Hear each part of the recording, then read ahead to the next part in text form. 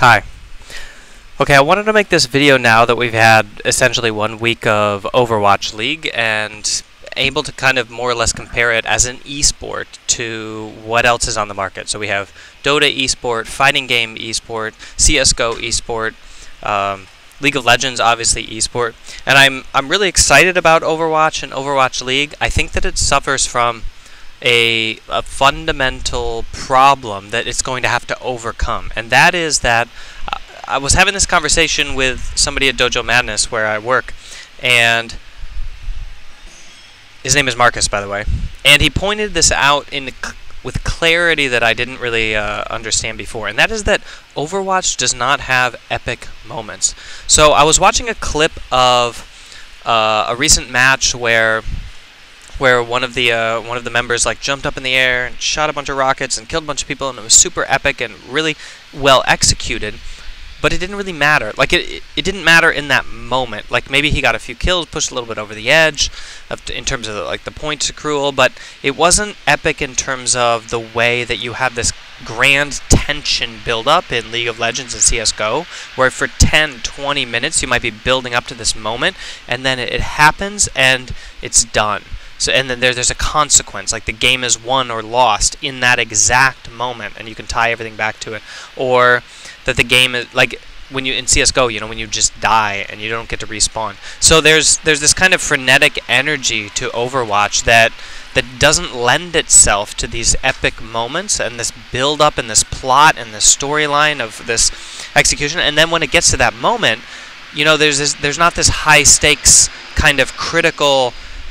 Every skill shot that you hit before and every single skill that you use in this entire game is irrelevant to whether or not you can pull it off now, like the clutch moment. And that pressure really affects not only the athletes but the fans in terms of how it is that they spectate the games and how much they revere the people who can, in these clutch moments, pull out the stops and like do it when it really matters. I think of, for example, people like Soaz, who, if you compare their day-to-day actions, sometimes throughout his career, he's been lacking. But then when you get to the playoffs, right, he's able to pull out these really clutch moments where he steps up when it actually matters, and that is the epic moment that people are looking for. And that's defined his career. Nobody cared that he lost lane over and over and over again in, I don't know, certain seasons or with certain champions, because the things that defined who he was as a player were when he won the game that mattered at the moment that mattered, right? And I do not think necessarily that Overwatch does not have this, okay? Because we have this build up to like the final, and if the game is close, you know, and it's like, yeah, just a couple points away on either side, there can be this moment when everybody is riveted to the screens to see like who is going to squeeze out the victory. But I think that it has it in less quantities than CS:GO and League of Legends, and this means that it's going to have to define itself in a different way with a different type of viewership than the other esports. And I'll give the example of traditional sport. Let's say that we compare North American football or European football even, or rugby for that matter, to North American basketball or NBA or just basketball as it's played around the world. Basketball is much more like Overwatch. You have two teams and they're vying to stay close, within a close point percentage of each other. There's kind of constant action. There's not really epic moments. Then when it gets down to the wire in the fourth quarter, you know, there's this game-winning shot from half court that ends the game. Or there's this guy who tries a three and misses and the game is over and the buzzer sounds. And it's like those last few points in the last quarter that really matter. And contrast to rugby, soccer, football, whether the European or North American variety, you know, there's this build-up, there's this plot, especially with North American football. One of the reasons it's been so popular is because there's a story to each grand play. It kind of builds itself up to like this down and this down and this down, and then all of a sudden it happens. You know, it's down to the wire. This is the play that really counts, and they have to pull it off.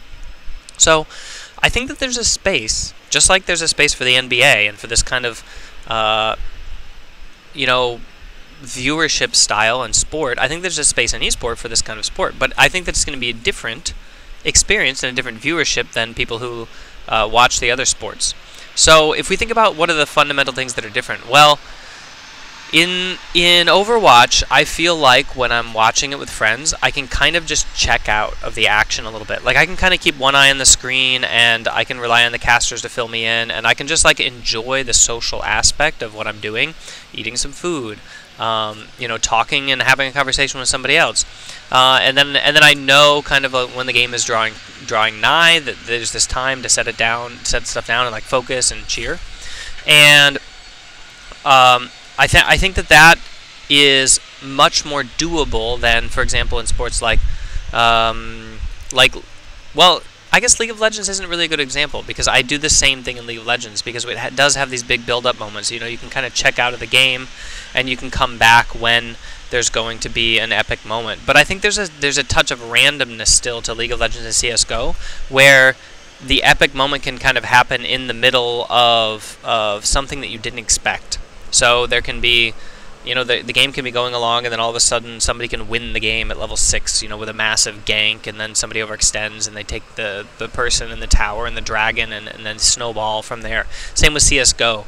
You know, you can have one team can just buy, and then the other team can kill them all with pistols, just randomly, you know, and then all of a sudden everything shifts, and it can be a really epic moment, and you have to stop and pay attention to the game. I think Overwatch is much more predictable, meaning that we know the epic moments are going to come at the end of the game, and sometimes the point differential is enough that we know that there's not going to be much to write home about at the end of this match, and we just kind of can just write it off and go to the next one.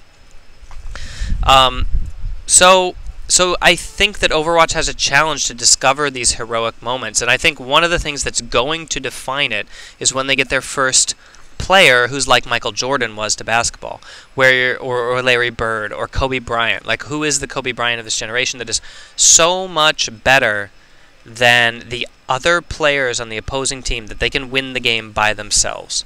When there is somebody that is that dominant, like the Faker of League of Legends, that they can, just by being in the game, they sway the outcome, that is when they'll get this kind of heroic story and the engagement that they really want to create these kind of epic moments. Because right now what I see is, you know, a grand play from one side and a grand play from the other side, but both are more or less trivial if you compare them to a grand play in League of Legends, where somebody actually, you know, gets the kill or gets the Baron, and it means something really consequential for the next 5 minutes. And that's my perspective on like the first week of Overwatch League, and I'm really excited to see where it goes, and I'm happy that Blizzard finally pulled it off, and we're watching this live event. I think it's really well produced. I think that the whole cities thing with the names is kind of starting to pan out a little bit. That's exciting, and it's going to be really easy to compare that to the other esports that didn't go that route, so that's going to be a really simple comparison, and let me know what you guys think. Check it out. This is the VIP lounge in the airport in the Canaries. Free food, free views, ocean. I'm about to head home. How are you guys doing? I didn't stop making content on my vacation. I just want to point that out. I think I've been trying to pump out videos despite the lack of internet, so hope you guys enjoyed it. Sorry about the background noise here. It's kind of hard to cut out airplanes, but